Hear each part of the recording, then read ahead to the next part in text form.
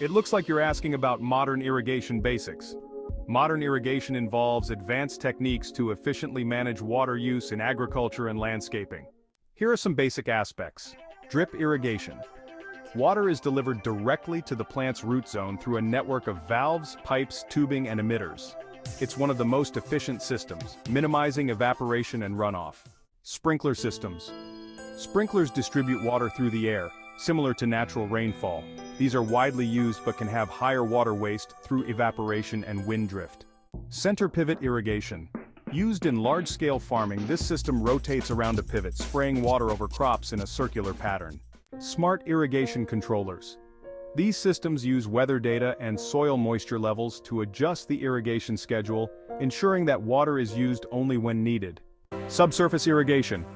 Water is applied below the soil surface, reducing evaporation losses and improving water efficiency.